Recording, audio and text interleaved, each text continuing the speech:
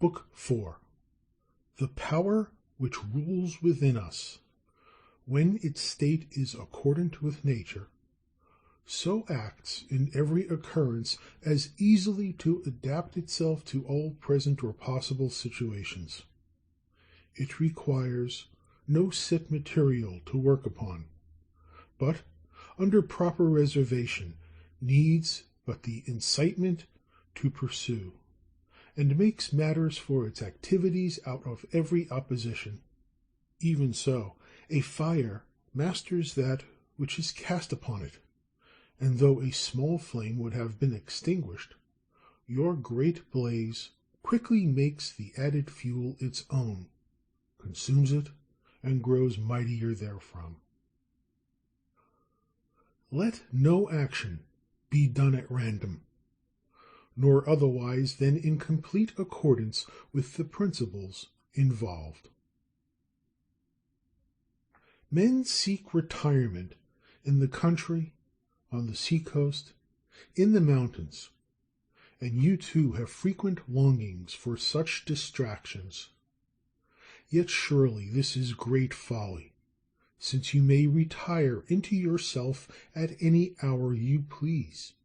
Nowhere can a man find any retreat more quiet and more full of leisure than in his own soul, especially when there is that within it on which, if he but look, he is straightway quiet at rest.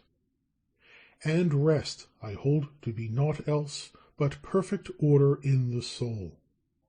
Constantly, therefore, allow yourself this retirement, and so renew yourself.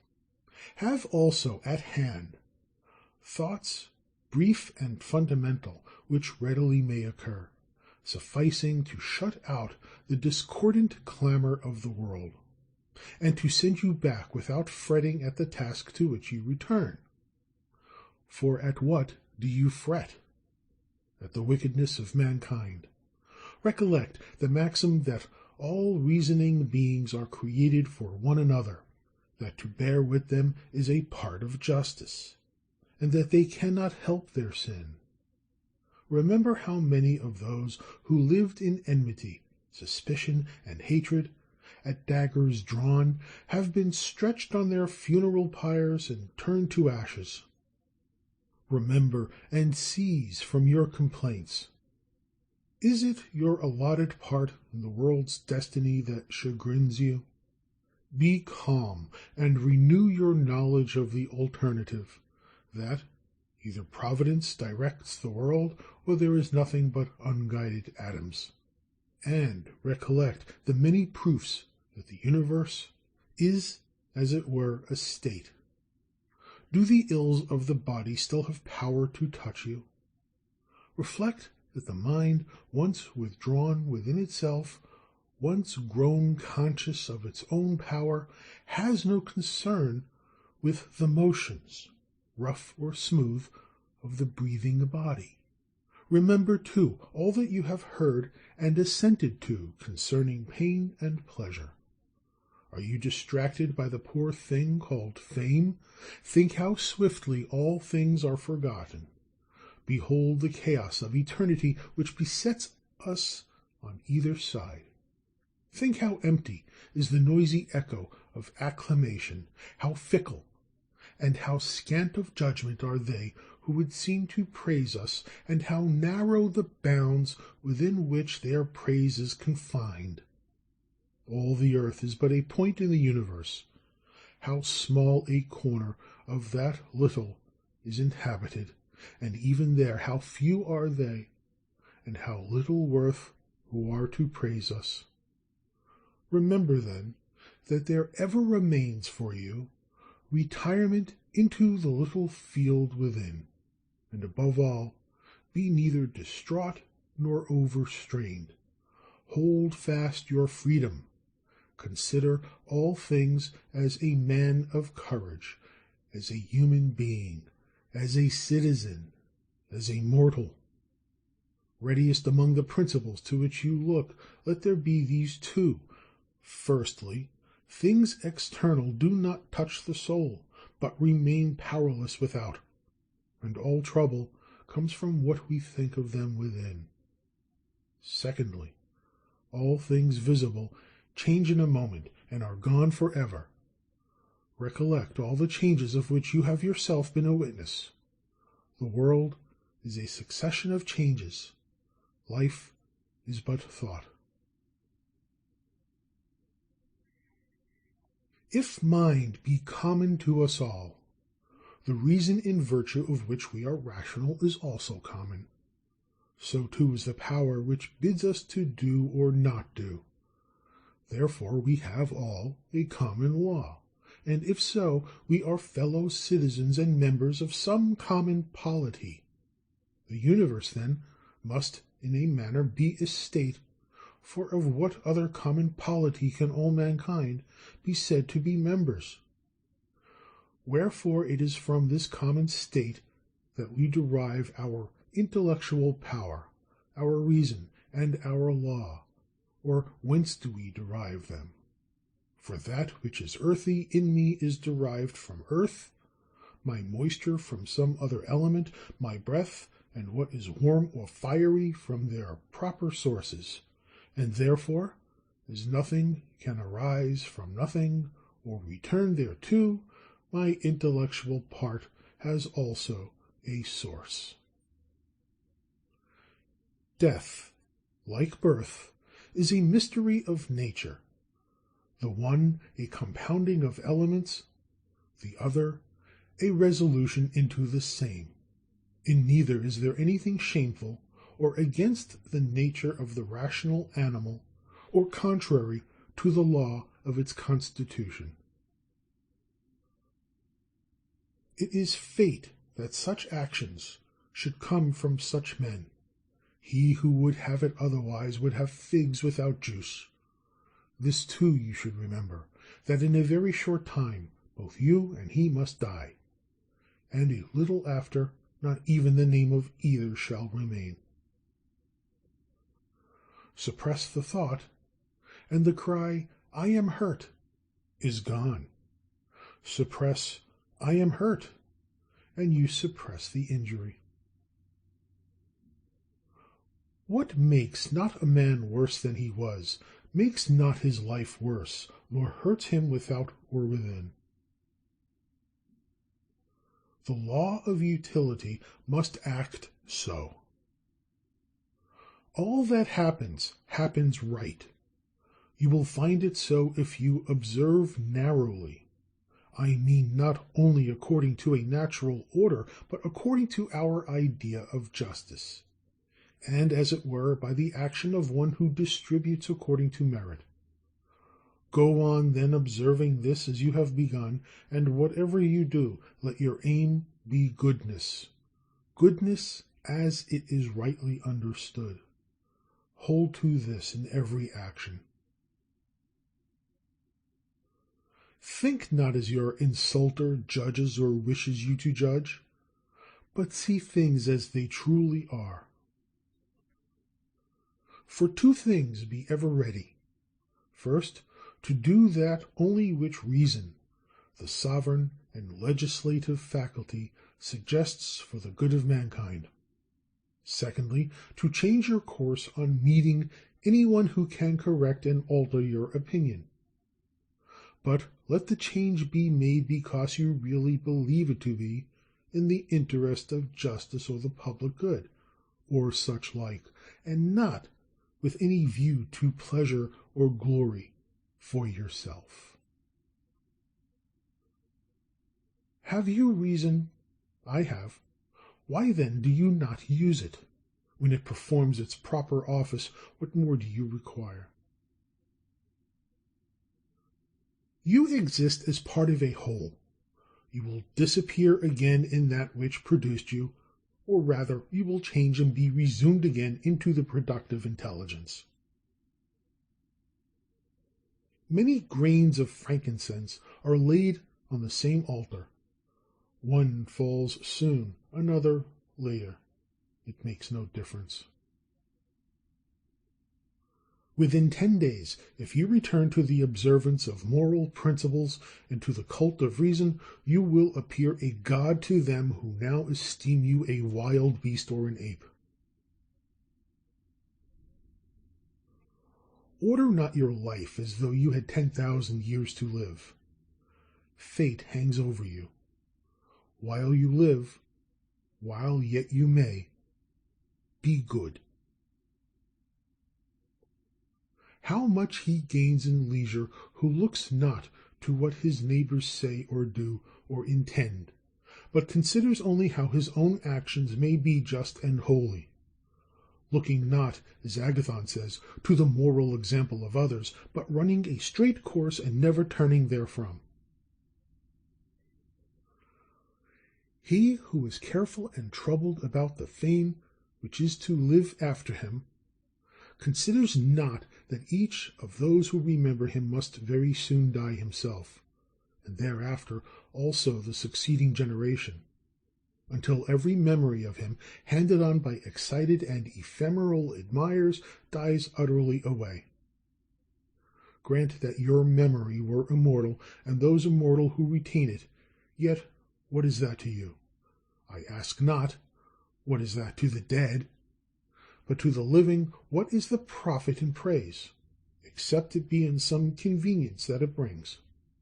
And you now abandon what nature has put in your power in order to set your hopes upon the report of others.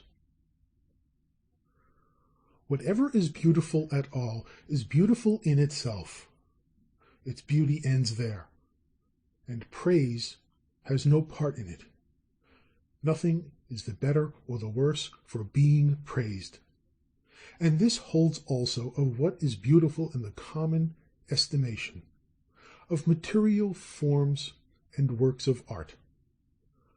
Thus, true beauty needs nothing beyond itself, any more than law, or truth, or kindness, or honor. For none of these gets a single grace from praise, or one blot from censure. Does the emerald lose its virtue if one praise it or not? Can one, by scanting praise, depreciate gold, ivory, or purple, a lyre, or a dagger, a flower, or a shrub? If our souls survive us, how, you ask, has the air contained them from eternity? How, I answer, does the earth contain so many bodies buried during so long a time? Just as corpses, after remaining for a while in the earth, change and are dissipated to make room for others, so also the souls, liberated into air, remain for a little and then are changed, diffused, rekindled, and resumed into the universal productive spirit, and so give way to others who come to take their places. This may serve for an answer on the supposition that the soul survives the body. But we have not merely to consider the number of bodies thus buried in the earth. There are also all the living creatures, eaten day by day by ourselves and other animals. How great a multitude of them is thus consumed, and, as it were, buried in the bodies of those who feed upon them. Yet there is ever space to contain them, owing to the changes into blood, air, and fire. What then is the key to this inquiry? Discrimination of matter and cause. Swerve not from your path. In every impulse render justice its due, and in all thinking be sure that you understand. I am in tune with all that is of thy harmony, O nature. For me nothing is too early, and nothing is too late that comes in thy good time. All is fruit to me, O nature, that thy seasons bring. From thee are all things, thou comprehendest all, and all returns to thee. The poet says, O dear city of Cecrops, shall I not say, dear city of God? Do few things, says the philosopher, if you would have quiet. This is perhaps a better saying. Do what is necessary. Do what the reason of the being that is social in its nature directs. Do it in the spirit of that direction. By this you will attain the calm that comes from virtuous action, and that calm also which comes from having few things to do. Most things you say and do are not necessary. Have done with them, and you will be more at leisure and less perturbed. On every occasion, then, ask yourself the question, is this thing not unnecessary? And put away not only unnecessary deeds, but unnecessary thoughts, for by doing so you will avoid all superfluous actions. Make trial how the life of a good man succeeds with you, the life of one who is content with the lot appointed him by Providence, and satisfied with the justice of his own actions and the benevolence of his disposition. Have you seen the other state? Make trial also of this. Avoid perplexity. Seek simplicity. Has a man sinned? He bears his own sin. Has aught befallen you? It is well, for all that befalls you is an ordained part in the weaving of the destiny of all things from the beginning. In sum, life is short. Make the best of the present in reason and in justice. Be sober in your relaxation. The universe is either an ordered whole or a confusion. But although a mixture of phenomena, it is certainly an ordered whole. Or do you think that there can be order in you and confusion in the universe?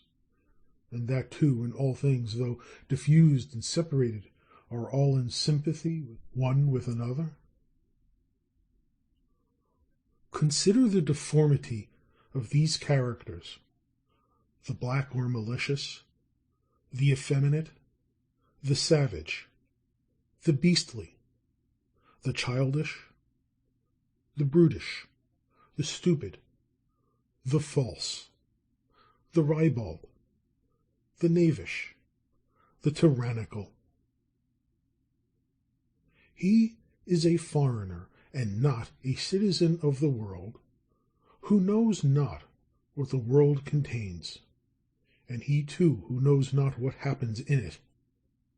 He is a deserter who flies from the reason that rules this polity. He is blind whose intellectual eye is closed. He is a beggar who needs the gifts of others and has not from himself all that is necessary from life. He is an excrescence on the scheme of things, who withdraws and separates himself from the reasoned constitution of the nature in which he shares, by discontent with what befalls. The same nature which produces this event produced thee. He is the seditious citizen who separates his particular soul from the one soul of all reasonable beings. One acts the philosopher without a coat, another without books, a third half naked. Says one, I have not bread, and yet I hold to reason. Says another, I have not even the spiritual food of instruction, and yet I hold to it. Love the art which you have learned, humble though it be, and in it find your recreation, and spend the remainder of your life as one who, with all his heart, commits his concerns to the gods, and neither acts the tyrant nor the slave to any of mankind. Recall, for example, the age of Vespasian. It is as the spectacle of our own time. You will see men marrying, bringing up children, sick and dying, warring and feasting, trading and farming. You will see men flattering, obstinate in their own will, suspecting, plotting, wishing for the death of others, repining at fortune, courting mistresses, hoarding treasure, pursuing consulships and kingdoms. Yet all that life is spent and gone. Come down to Trajan's days. Again, all is the same. And again that life, too, is dead. Consider likewise the records of other times and nations, and see how, after their fit of eagerness, all quickly fell, and were resolved into the elements. But most of all, remember those whom you yourself have known, men who were distracted about vain things, men who neglected the course which suited their own nature, neither holding fast to it nor finding their contentment there. And herein forget not that care is to be bestowed upon any enterprise only in proportion to its proper worth. For if you keep this in mind, you will not be disheartened from over concern with things of less account. The familiar phrases of old days are now strange and obsolete, and likewise the names of such as were once much celebrated now sound strangely in our ears. Camillus, Caeso, Volesus, Leonatus, after them Scipio and Cato, lastly Augustus, Hadrian, and Antonine, all are forgotten. All things hasten to an end, shall speedily seem old fables, and then be buried in oblivion. This I say of those who have shone with the brightness of their fame. The rest of men, as soon as they expire, are unknown and forgotten. What then is it to be remembered forever? A wholly empty thing. For what should we be zealous? For this alone, that our souls be just, our actions unselfish, our speech ever sincere, and our disposition such as may cheerfully embrace whatever happens, seeing it to be inevitable, familiar, and sprung from the same source and origin as we ourselves. Willingly resign yourself to Clotho, permitting her to spin her thread of what yarn she may. All things are for a day, both what remembers and what is remembered. Observe continually that all things exist in change, and keep this thought ever with you, that nature loves nothing more than changing what things now are, and making others like them. For what now is in a manner the seed of what shall be. Therefore conceive not that that alone is seed which is cast into the earth or the womb, for that is the thought of ignorance. You are presently to die, and yet you have not attained to simplicity or calm, or to disbelief that you can be hurt by things external. You have not learned to be kindly to all men, or to count just dealing the whole of wisdom. Scan closely that which governs men. See what are their cares, and what they pursue or shun. That which is evil for you exists not in the soul of another, nor in any change or alteration of the body which surrounds you. Where then is it? It lies in that part of you by which you apprehend what evil is. Stay the apprehension, and all is well. And though the poor body to which it is so closely bound be cut and burned, though it suppurate or mortify, yet let the apprehension remain inactive. That is, let it judge nothing, either good or bad, which can happen equally to the bad man and to the good. For that which befalls equally him who lives in accord and him who lives in discord with nature can neither be natural nor unnatural. Ever consider this universe as one living being, with one material substance and one spirit. Observe how all things are referred to the one intelligence of this being, how all things act on one impulse, how all things are concurrent causes of all others, and how all things are connected and intertwined. Thou art a poor soul, saddled with a corpse, said Epictetus. There is no evil for things which subsist in change, and there can be no good for things which subsist without it. Time is a river, a violent torrent of things coming into being. Each one, as soon as it has appeared, is swept away. It is succeeded by another, which is swept away in its turn.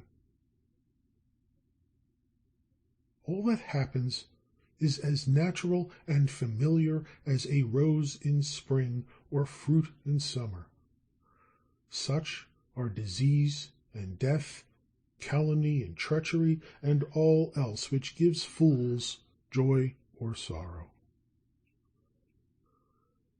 Consequents follow antecedents by virtue of a special and necessary connection. This relation is not that which exists in a mere enumeration of independent things, and depends merely on some arbitrary convention. It is a rational relationship, and just as things now existing are ranged harmoniously together, so those which come into existence display no bare succession, but a wonderful harmony with what preceded. Remember always the sayings of Heraclitus, that the death of earth is to become water, the death of water to become air, and the death of air to become fire, and so conversely. Remember in what a case he is who forgets whither the way leads, that men are frequently at variance with their close and constant companion, the reason which rules all, that men count strange that which they meet every day, that we should neither act nor speak as though in slumber, although even in slumber we seem to act and speak, nor yet like children learning from their parents, with a mere acceptance of everything just as we are told it. If some god were to inform you that you must die tomorrow, or the next day at farthest, you would take little concern whether it was to be tomorrow or the next day. That is, if you were not the most miserable of cowards. For how small is the difference? Wherefore account it of no great moment whether you die after many years or tomorrow. Constantly consider how many physicians are dead and gone, who frequently knitted their brows over their patients.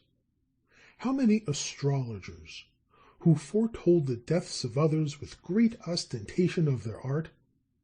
How many philosophers, who wrote endlessly on death and immortality. How many warriors, who slew their thousands.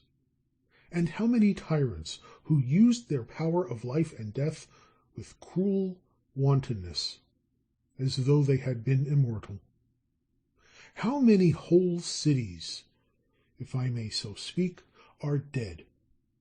Hellas and Pompeii and Herculaneum and others past counting. Tell over next all those you have known, one after the other. Think of how one buried his fellow, then lay dead himself to be buried by a third. And all this within a little time. In sum, look upon human things, and behold how short-lived and how vile they are. Mucus yesterday, tomorrow ashes or pickled carrion. Spend, then, the fleeting remnant of your time in a spirit that accords with nature, and depart contentedly. So the olive falls when it is grown ripe, blessing the ground from whence it sprung, and thankful to the tree that bore it. Be like a promontory against which the waves are always breaking. It stands fast and stills the water that rage around it. Wretched am I, says one, that this has befallen me. Nay, say you, happy am I who, though this has befallen me, can still remain without sorrow, neither broken by the present nor dreading the future. The like might have befallen any one, but every one would not have endured it unpained. Why then should we dwell more on the misfortune of the incident than on the felicity of such strength of mind? Can you call that a misfortune for a man which is not a miscarriage of his nature? And can you call anything a miscarriage of his nature which is not contrary to its purpose? You have learned its purpose, have you not? Then does this accident debar you from justice, magnanimity, prudence, wisdom, caution, truth, honor, freedom, and all else in the possession of which man's nature finds its full estate? Remember, therefore, for the future, upon all occasions of sorrow, to use the maxim, this thing is not misfortune, but to bear it bravely is good fortune. It is a vulgar meditation, and yet very effectual for enabling us to despise death, to consider the fate of those who have been most earnestly tenacious of life and enjoyed it longest. Wherein is their gain greater than that of those who died before their time? They are all lying dead somewhere or other.